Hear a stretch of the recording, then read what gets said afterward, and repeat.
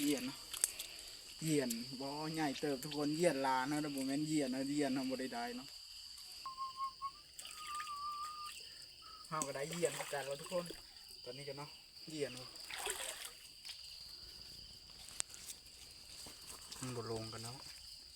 อยากทราบสบายดีเนาะทุกคนตอนนี้เฮาก็มาใส่เบ็ดอยู่ห้วยก้อเนี่ยเนาะมันพบเจอกับช่องบาโจมานาเนาะพาติดตามเด้อทุกคน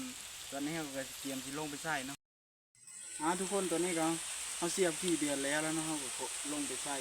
เบ็ดที่นี่กันเนาะเดี๋ยวไปสิใส่เลยเนาะจังหน่อยมันลุ้นมันกันเนาะ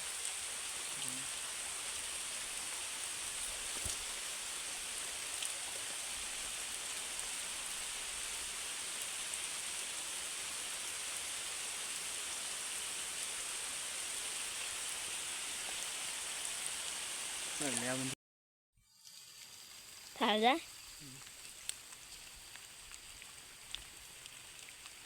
มาทุกคนตัวนี้เขาลงไปใส่กันเนาะลงไปใส่เลยเนาะลงมาแล้วลงไปใส่หูเหยียนก็เนาะมันถึงแล้วเหมือนกันเดี๋ยวเจ้าหน้าเขาก็มายาม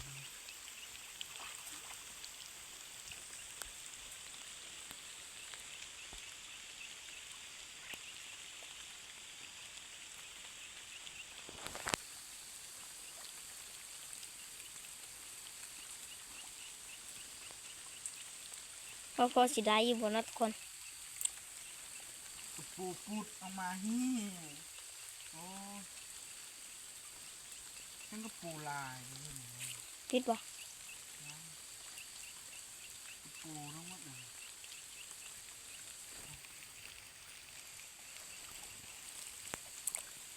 ทุกคนตัวนี้ก็ใส่นะทุกคนเดี๋ยวห่อเยียนให้หลานทรายก็นะมันกำลังทึกเยียน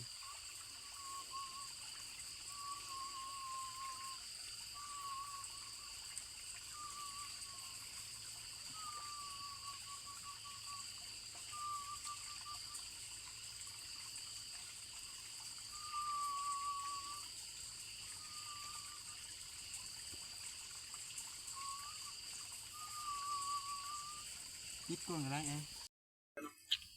น้ำลงไปหน่อยนึงเองนี่แม่ว่าเยียนเนาะเยียนบ่ใหญ่เติบทุกคนเยียนลาเนาะแต่บ่แม่นเยียนนะเยียนทำบ่ได้เนาะใหญ่เติบเนาะตัวนี้ก็เสียวยัดแค่กระตุกแล้วก็เนาะเดี๋ยวมันไปนะดึงเลยบ่ดึงก็ได้เนาะแยกเอาขอดกระทงอยู่ไกลเลยไหมน้ำไปไกลดึงก็เนาะดึง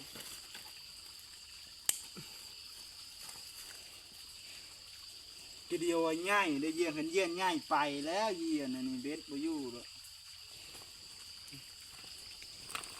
มาทุกคนได้เลยปิดเลยทุกคนเราได้ปลาแล้วเนาะเฮากับบ่ได้ปลาซ้ำเฮายังบ่ได้ได้อย่างเนาะปิดใส่ถุงเลยไหมในเราปิดใส่ถุงก็เนาะปลาปกตัวใหญ่ๆเนาะทุกคนเอาปลายังบ่ได้ยังเลยเนาะเบ็ดเอาก็ยังลามได้2-3 ลางเนาะมันร้อนทุกคนตอนนี้เยี่ยนได้ถึกเบ็ดทำทีมหัวแล้วเนาะมันเฮากำลังดึงเนาะเฮาก็ได้เยี่ยนกันแล้วทุกคนตอนนี้กันเนาะเยี่ยนอ๋อเฮาก็ได้ปิ่นเยี่ยนแล้วเนาะเอาถุงมาเลยไงไปจ้ำเอาถุงมาอ่ะนะ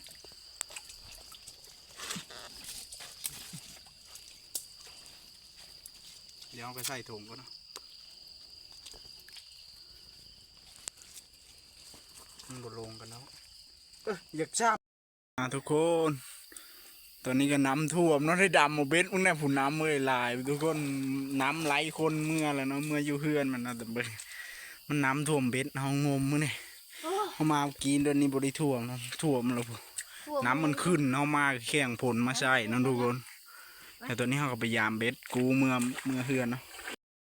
ทุกคนหลานทรายทึกเยียนนี่แหละได้เยียนทึกเบสอีเลยนะเอามาโซ่เนาะเยียนเอามาโซ่เลยไงตอนนี้เอาไปสีเมื่อยกันเนาะฝนมันตกเช้านี้เอาแข่งฝนมาใส่เลยเนาะแล้วก็มันอันนั้นไงน้ำขึ้นในพวกนี้น้ำตะกี้บริท่วมนี่ แถวนั้นก็เห็นโงนหินอยู่เนาะผู้น้ำจนท่วมมาจนดำหาเบ็ดกินเบ็ดเราก็ได้เหียหลางนึงเนาะเราก็ได้เหียนตัวเดียวไม่นี่ผู้เราจะให้เบิ่งน้ำเนาะทุกคน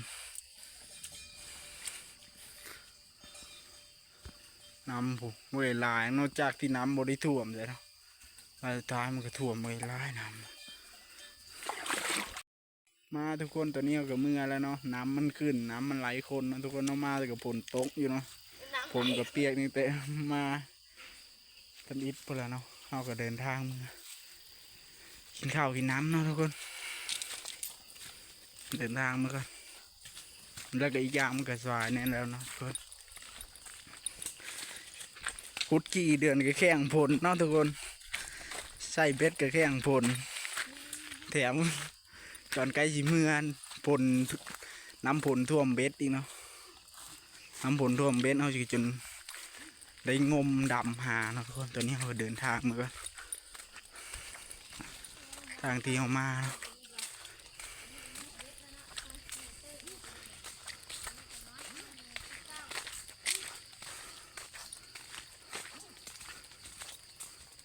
เดี๋ยวมันหนาวก็สิได้ไปใส่เนาะทุกคนมันถึกอยู่มาทุกคนตอนนี้ก็มาเห็นสวนกล้วยของเนาะทางออกจากห้วยนะเนาะเถียงมาเมื่อเฮือนแล้วสวนมันทุกคนเอาก็ไปหาปลามื่อนี้ก็พอไรอยู่ทุกคนแต่ว่าเอาใส่ได้2 อันเที่ยวเนาะแล้วก็ผลก็เศร้าแล้วก็น้ำก็ขึ้นบัดนี้น้ำขึ้นแล้วก็ได้งมหาเบ็ดน้ำก็ได้เมื่อขึ้นนี่นะเนาะตะบิดบกเมื่อดอกถึงผลบกตกน้ำบกขึ้นหลายนะทุกคน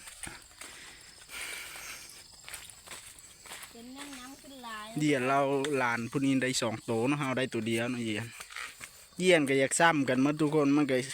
ซ้ำมาคูนนี่มันเนาะหรือมาคูนนี่ก็มีมันก็ตอนนี้เขาก็เดินทางเมื่อเนาะ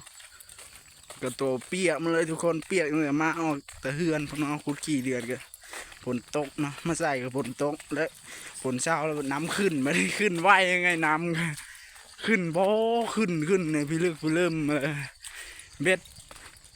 จากที่เพียงกลางขาเนาะน้ำพี่เพียงเอิกเลยเนาะน้ำเมื่อกี้นี่นะ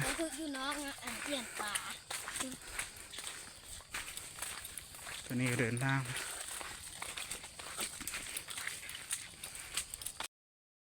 ใกล้จะหอนเฮือนเลยทุกคนเราก็ออกมานอกทางนี่เนาะโอ้ใส่เบ็ดมันนี่ลำบากเฮียเนาะทุกคนพายติดตามช่องยูทูบเนี่ยเด้อทุกสระน้ำเขาเนาะแต่มื้อหน้าเอาสิไปเรื่องนี้เนาะใช้เยียนใช้ยังเนาะมาทุกคนตอนนี้ก็เดินทางเมื่อเนาะ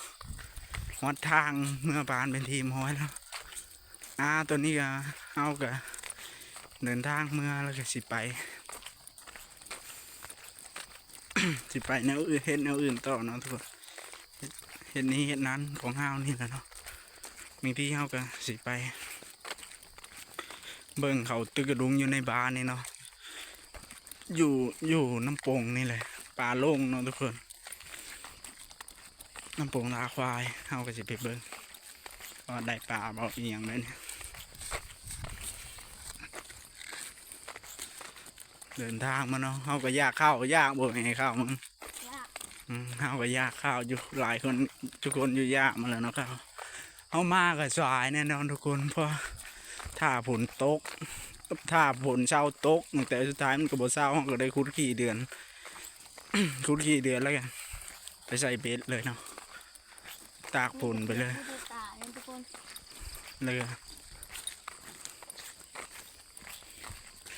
ทุกคนมาฮอตตอนนี้ก็น่าจะได้จบคลิปตรงนี้นะพักเจอกันคลิปหน้าบ๊ายบายเนาะทุกคนคลิปตัวนี้นะทุกคน